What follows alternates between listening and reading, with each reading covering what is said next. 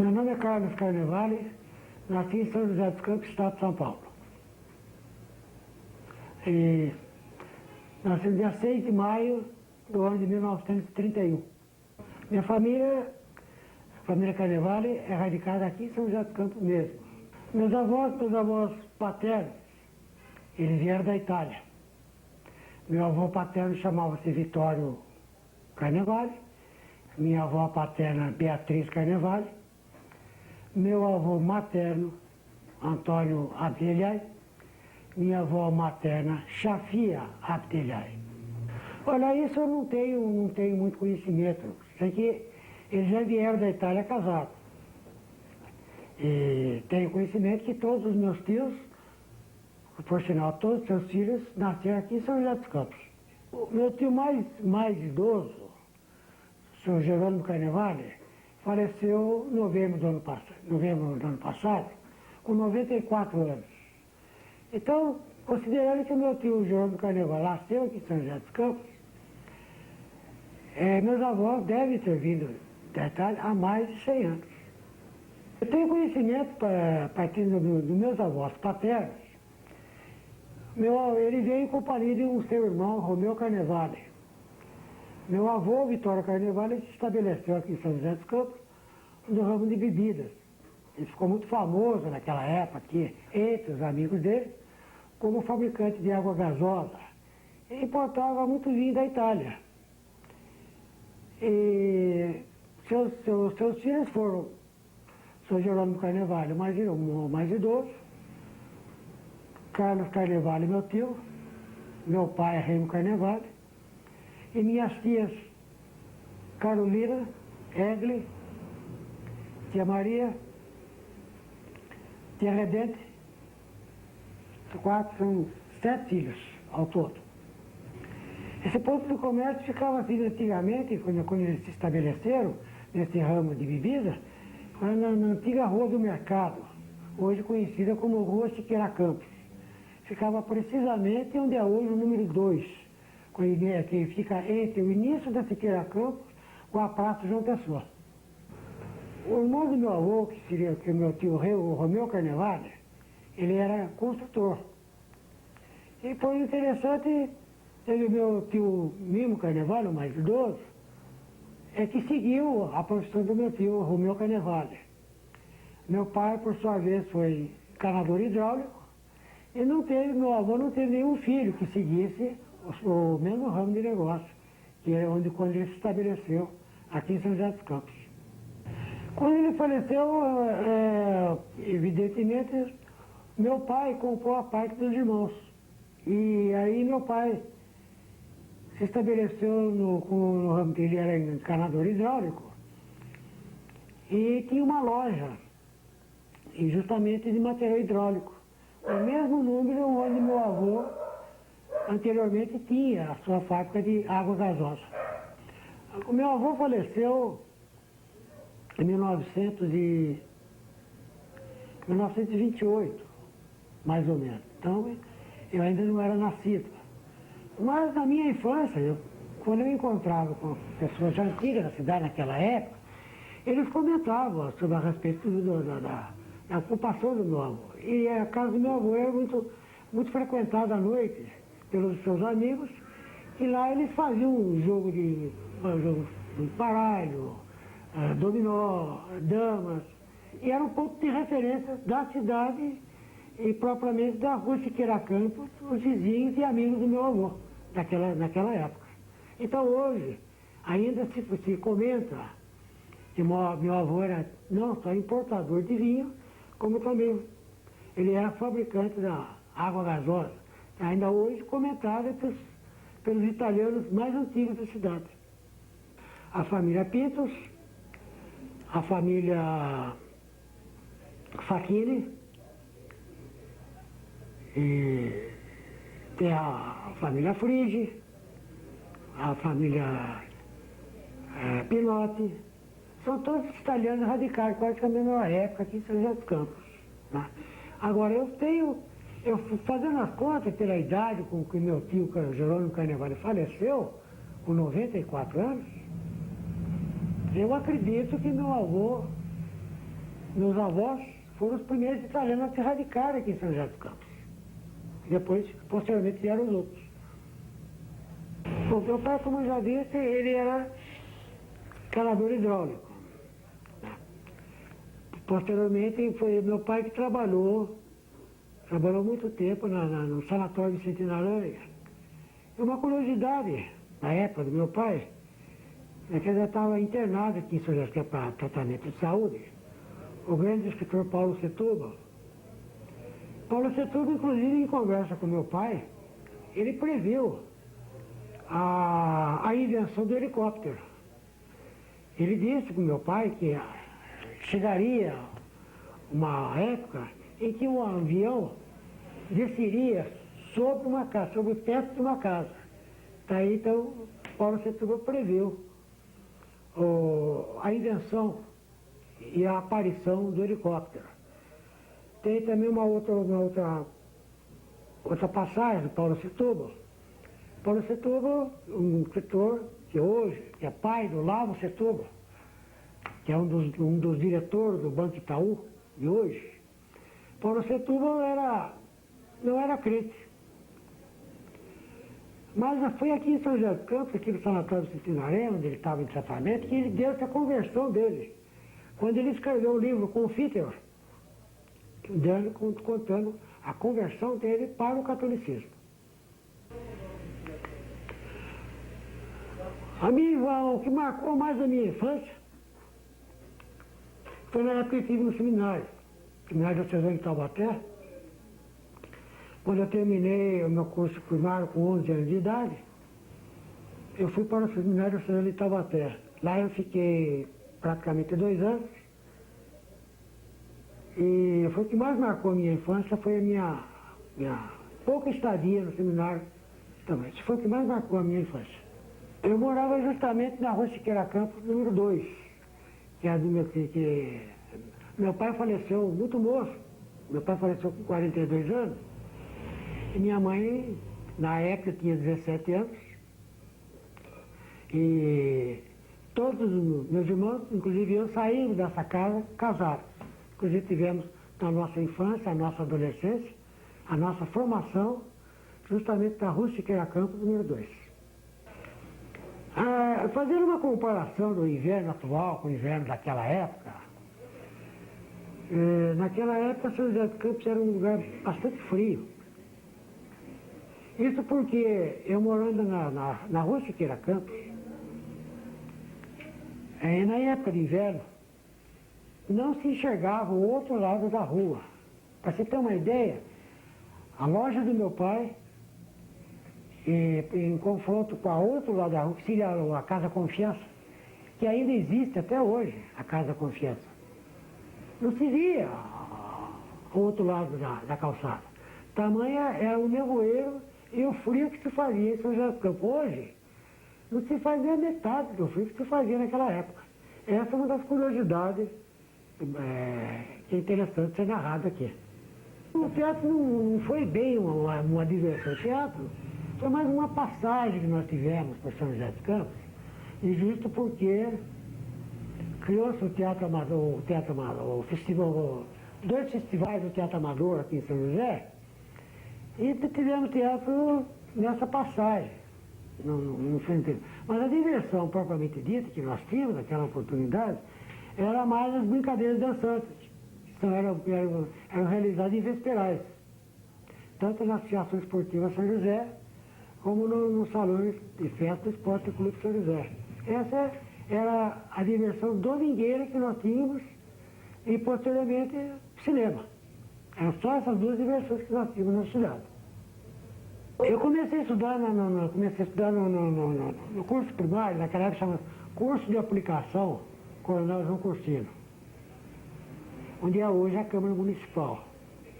E, por sinal, é um prédio lindo, muito bonito o prédio. É todo cercado de cedro, muito bonito o prédio. Posteriormente, fiz o curso de aprendizagem, terminando, eu fui para o seminário de Taubaté. Lá fiquei 2 anos. E a minha vida de estudantil foi muito truncada. Foi muito truncada, porque Eu estudava um tempo, parava, estudava, parava. Eu digo com bastante orgulho que eu sou aluno fundador do Colégio Las Bilac. Quando fundou-se o Colégio Las Bilac, eu entrei no curso, naquela época, de ginásio. Entrei no segundo ano de ginasial, onde eu cheguei a completar o curso de ginásio. Houve uma interrupção na minha vida estudantil. Depois havia me casar com 20 anos de idade. Aí paralisou, justamente por esse casamento que paralisou meus estudos.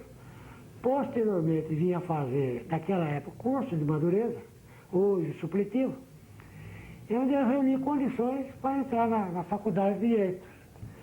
Ingressei na faculdade de Direito no ano de 1972. Houve uma paralisação quando eu voltei em 74, me formando em 76. Escolhi direito por uma questão de ideologia, uma questão de por gostar, por ver no direito daquilo que eu poderia almejar como homem, como idealista, em defesa dos direitos humanos, em defesa do injustiçado, em defesa dos pobres. Enfim, foi a carreira que eu abracei, que se eu não fosse advogado, eu gostaria de ser advogado. O curso de Direito no Brasil é muito fraco ainda. Deixa muito a desejar. É um curso totalmente abstrato. E não requer nada do aluno. A única exigência do aluno é comparecer nas aulas. Mas não tem um trabalho, não tem idade, porque não tem trabalho considerando que o curso noturno, os professores entendem que não pode sobrecarregar o aluno de trabalho, de tarefas, justamente porque eles não trabalham durante o dia. Mas, por outro lado, é prejudicial. Seria interessante se cada faculdade tivesse o seu fórum simulado. Porque realmente, quando o aluno termina o seu curso de Direito, como eu disse, como já uma frase famosa dentro da faculdade de Direito, formei-me em Direito. E agora?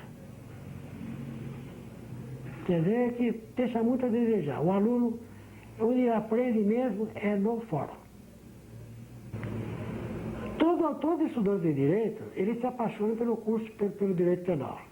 Porque não há dúvida nenhuma, na faculdade, é um curso apaixonante. Porque fala-se em defesa da liberdade do homem. Mas na prática é outra coisa. A prática é totalmente diferente. É como se o curso do Direito Penal é como se fosse uma prostituta interpretando no palco o papel de uma santa. Então, quando eu caí na realidade, eu vi que eu não tenho dom para o direito penal. Eu achei melhor partir só para o direito civil, onde eu me acho até hoje.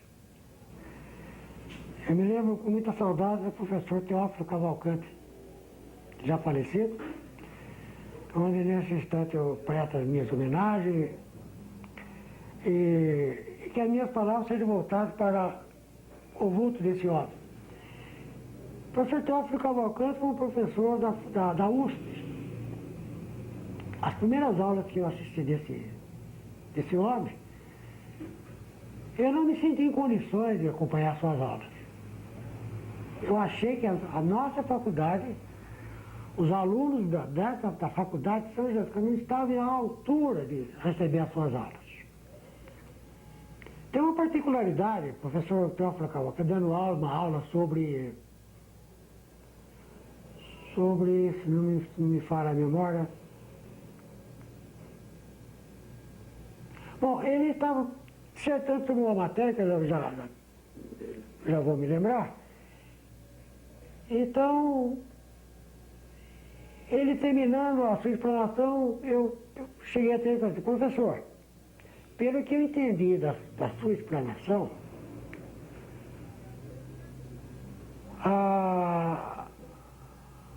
é direito, infelizmente não vai dar, porque não estou lembrando qual o assunto.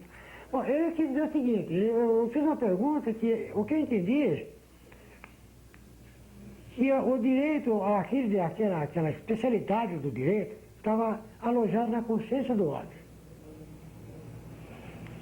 Então, eu perguntei, professor, estou certo ou estou errado? Então ele me disse o seguinte, estude mais. Então eu achei fabulosa a resposta que ele me deu. Então ele quis dizer o seguinte, se ele quiser para mim estude mais, ele queria que eu mesmo achasse a solução. Que eu mesmo encontrasse a resposta que eu estava procurando. Eu achei aquilo fabuloso. E também, por essa passagem, o professor Teófilo deixou... E eu escolho o professor Teófilo para representar os demais professores, que todos eles jamais poderiam esquecer de qualquer um deles.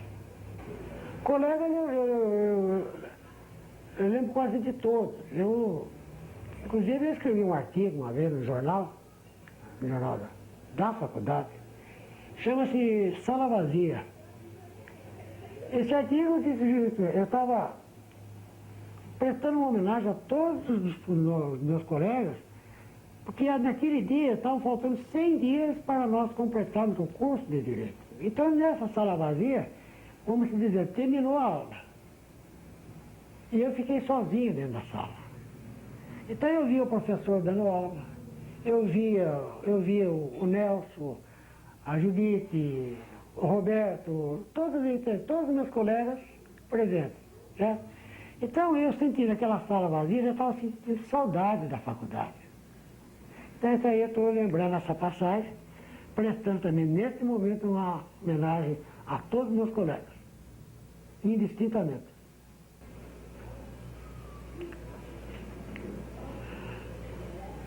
A advocacia criminal, na minha opinião pessoal, não vai de encontro à consciência do homem, não vai. Ela tem muitas coisas envolvidas nisso aí na advocacia criminal. Ela tem coisa envolvida em interesse pessoal, interesse particular, uma série de coisas que influem no julgamento do homem. Haja visto quando eu participei do primeiro tribunal do júri,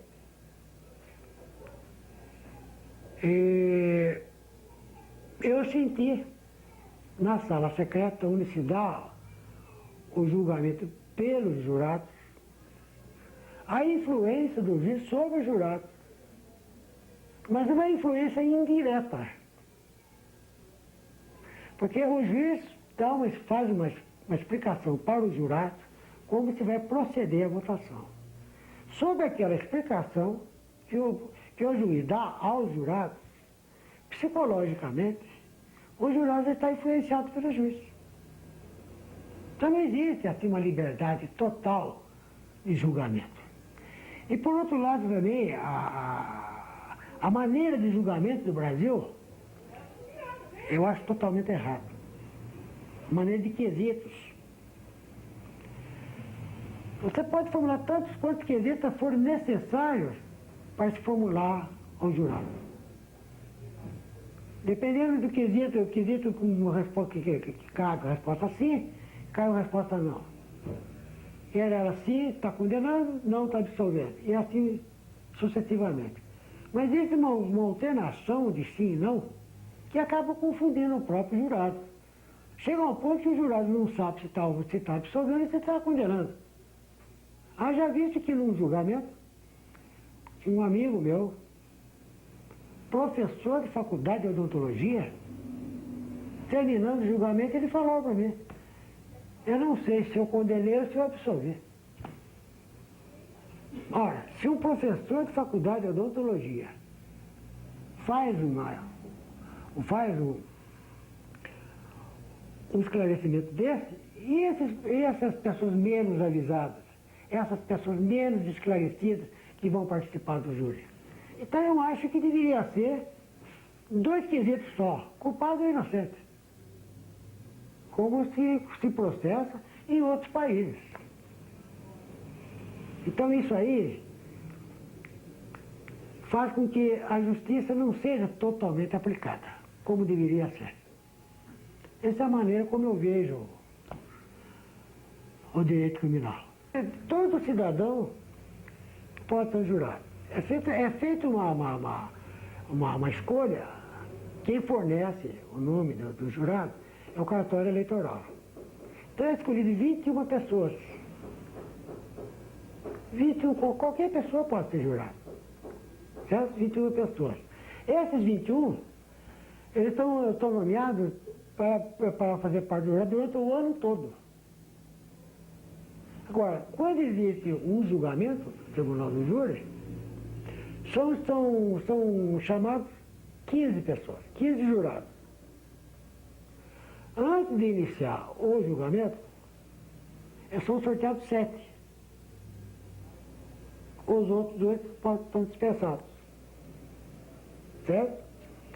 E assim, todo ano é feita uma nova listagem de jurados. Qualquer pessoa, evidentemente, com bons antecedentes, né, pode ser participada do Tribunal do Júri.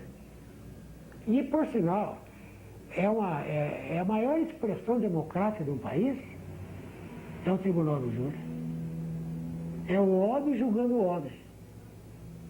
Embora com todo o defeito que tem, que eu acabei de dizer, na minha opinião, é a maior expressão democrática que existe dentro de um país. É o funcionamento do Tribunal do Júri que jamais poderá ser apagado. Esses 7 jurados, depois dele ser sorteado na hora, dos 15 são sorteados 7. O juiz consulta as partes, consulta a defesa e a promotoria para ver se eles aceitam aquele jurado sorteado. Qualquer um dos dois pode recusar, sem justificar por que está recusando. Simplesmente recusa. E cada parte poderá recusar até 3 jurados. A convocação é feita através de intimação pelo cartório do júri. A intimação por escrito, né? Eles compareçam a tal hora. É uma espécie de uma convocação eleitoral. Mesma coisa. Eu defendi um criminoso no Tribunal do Júri e, terminando o julgamento, um colega meu me falou: cara, como é que você tem coragem de defender um criminoso desse? Eu disse: bom, ele é criminoso, na minha opinião pessoal. Na minha opinião de advogado, não é. Então está separando. Porque o caso é o seguinte: o advogado tem que trabalhar em função do processo. Ou melhor dizendo, em função dos autos. Os autos é a peça que forma o processo. Então, se no processo, se nos autos, não tem prova suficiente para condenar aquela pessoa, então eu, como advogado, vou defendê-lo porque nos autos não existe prova contra ele.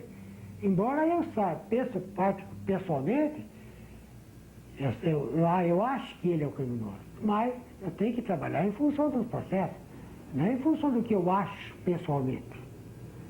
Certo? Agora, não quero dizer com isso que eu estou trabalhando contra a moral. Em absoluto. Eu, por exemplo, ladrão, por exemplo, eu não defendo. Um estuprador eu não defendo. Está entendendo? Porque aí está contra a minha própria formação moral. Então eu falei para esse colega meu: não, ele é, mas nesse processo aqui ele não é criminoso. Por isso eu vou defender.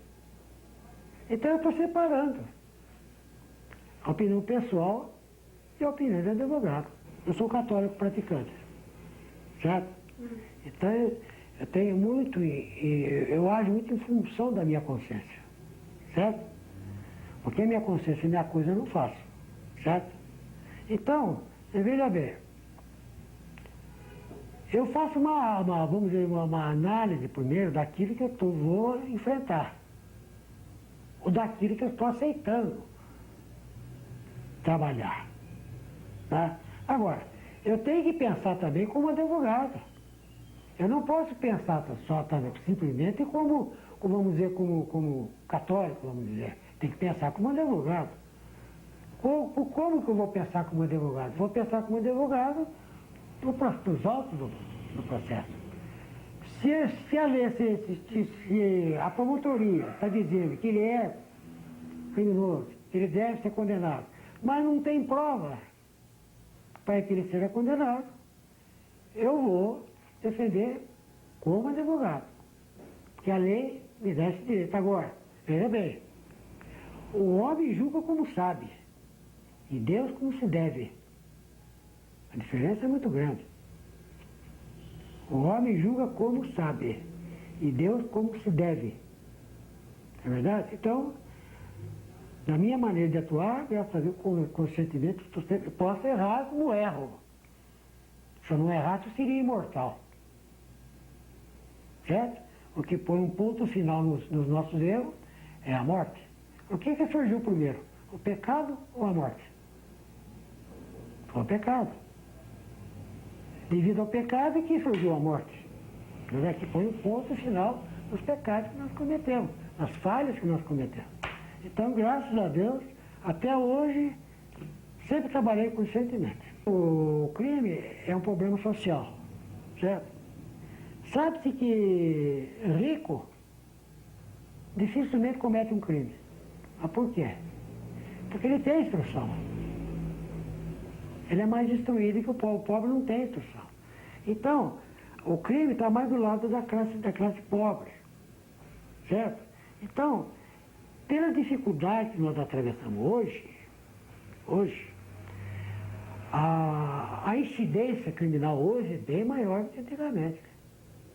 Bem maior. Tanto assim que antigamente o Tribunal do Júri empolgava pela oratória. Hoje não.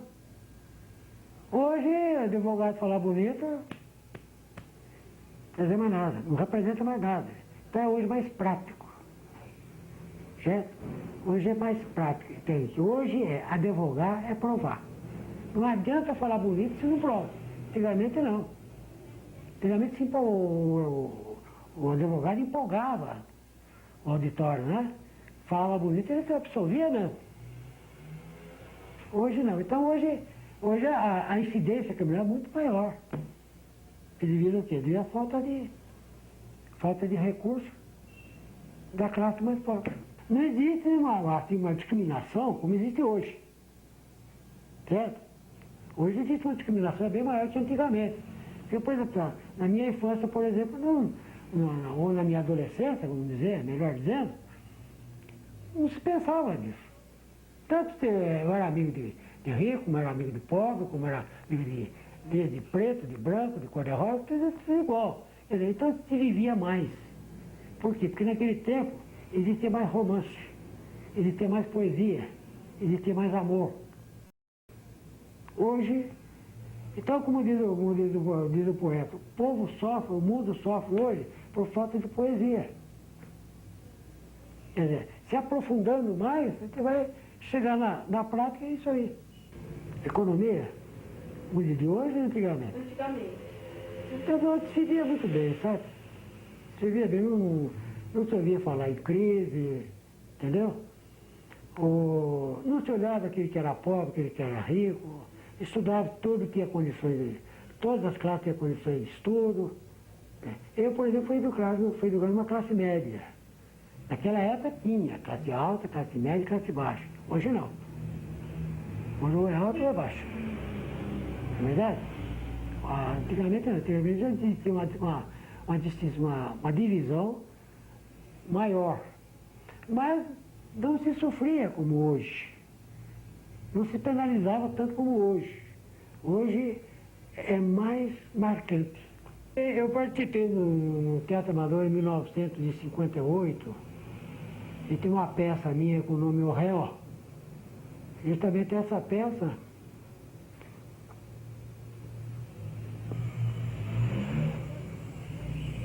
que essa peça eu trabalhei com o sobrenatural. E essa peça ela tinha dois desfechos. O auditório que escolheu o desfecho. Isso em 1958. Não é você decide quem está vendo hoje, não. 1958. Eu coloquei dois desfechos. O corpo de jurado era formado do auditório. Era uma moça que ia praticar um crime, né? Então ela estava no tribunal do júri para responder pelo crime. Então na formação do tribunal, né, tem juiz, promotor, advogado de defesa, na formação na convocação do tribunal do júri, eles convocavam as pessoas da plateia na hora. Convocavam 7 pessoas que iam lá. Eles sabiam julgar mesmo, porque eles não conheciam a história. E dependendo do veredito, é que a peça seguia um final. Isso em 1958. E tivemos dois festivais amadores, depois não se falou mais em festival amador aqui em São José, né? Só agora, de uns anos para cá, com a Fundação Cultural, que deu um novo impulso para o teatro aqui em São José dos Campos. Nós tínhamos 2 locais de representação. Tínhamos na sede da Associação Esportiva São José e no Teatro Frederico Zanã, na Vila Vicentina, onde tem o palco até hoje. É um palco muito acanhado, né? Mas lá que nós fazíamos a nossa apresentação. E eu sempre atuei como diretor de teatro, certo? Entendia naquela época que por escrever peças de teatro, eu poderia dirigir. Também naquela época não tinha diretor assim, que trabalhasse dessa forma, né? Então nós fazíamos um pouquinho de tudo, certo? E tivemos bons amadores aqui em São José dos Campos. Fizemos ótimos amadores, certo? E tem passagem, uma bambeada do teatro, a parte divertida do teatro, né? Tem uma passagem, quando foi levada uma peça, se você está tomando uma cena, você tem que estar ajoelhado ao lado do padre, né? Ele se ajoelha ao lado do padre e um crucifixo na parede. Então o padre pergunta para o rapaz: meu filho, você está arrependido dos seus pecados? Aí o rapaz fala: padre, se eu não estiver arrependido, que esse crucifixo caia sobre a minha cabeça. E o crucifixo era para cair na cabeça dele, certo? Então puseram um crucifixo de tamanho de madeira. Mas na hora de abrir o pano, colocaram um crucifixo de metal desse tamanho, certo? Então o rapaz, quando ele tomou posição para esperar, quando ele viu aquele crucifixo, não dava mais tempo. O pai estava abrindo. Então o que ele fez? Ele falou com o padre e olhava no crucifixo. Falava com o padre, ele falou: padre, se eu não tiver arrependido, que esse crucifixo caiu na minha cabeça. E ó, o crucifixo caiu. Então, não sei se vocês devem conhecer, chama-se mambambeada. São brincadeiras que fazem no transcorrer da peça de teatro, né? E existem outras brincadeiras mais, né? São duas coisas do teatro, né? Se você pegar um livro sobre mambambeada, leia, vocês vão dar muita risada. É isso aí, mambambeada. Eu escrevi meu primeiro conto, eu tinha 12 anos de idade. Foi justamente no seminário de Taubaté. O conto chama-se Vinde e Segui-me, nome religioso, né? Eu escrevi uma outra peça, um monólogo, a carta. Agora se eu contar para vocês, eu vou querer bater ainda. É melhor não contar. Eu escrevi essa peça, O Réu. O resto é mais pensamentos, poesias, contos, né? Mas peça de teatro nem duas. Olha, eu fazia parte do grupo, eu lembro até, foi uma pergunta interessante que você está fazendo, eu lembro do elenco todinho. Eu lembro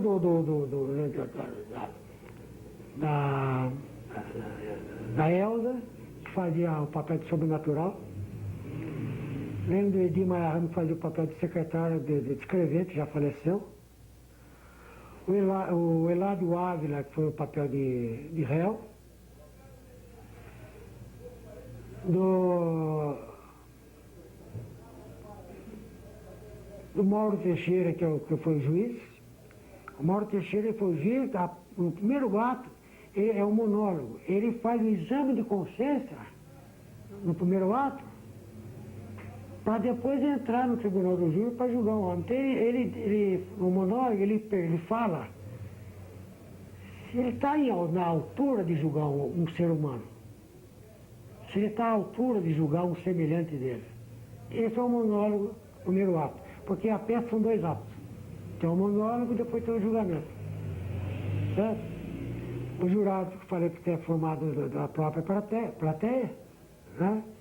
Mas o que atrapalhou muito foi levado na associação, e o auditório é um auditório heterogêneo. Tem muita criança, muita gente assim, sem instrução nenhuma para entender essa peça. Então não foi bem recebida por causa disso. Mas eu fiquei muito satisfeito com a apresentação dela. E por sinal nós temos muito bons amadores. Muito bons mesmo. O grupo de amadores aqui era bastante. Nós tínhamos por volta de 5 a 7 grupos de amadores.